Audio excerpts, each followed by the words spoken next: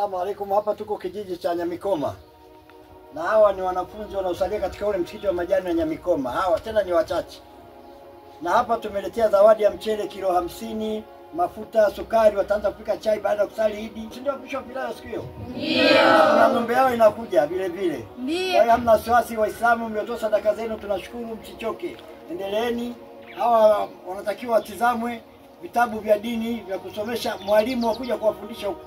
Tunatafuta imamu, tunatafuta mfadhili wa kupata imamu mmoja aje hapa kijijini kuwafundisha hao watoto. Wako wengi, wengine saizi hawajafika, lakini wako wengi. Tunahitaji 1,500,000 tupate imamu kila mwezi apate mshahara wa kuwasomesha hao watoto. Kwa majina naitwa Jafari Saka Sumaida. Nasoma shule hapa Korogomani. Asanteni ndugu zangu kwa wale wote mliojitolea kusaidia hivi vifaa. Sisi kama wanafunzi wa Islam tunaosoma katika shule ya Korogomani tuna changamoto ya vitabu vya dini pamoja na msikiti wetu bado haujakamilika. Kwa tunaomba kwa wale wote watakaowiwa kuchangia sisi mahitaji hayo. Inshallah Mungu atawabariki, tunaomba tusaidie. Amin inshallah.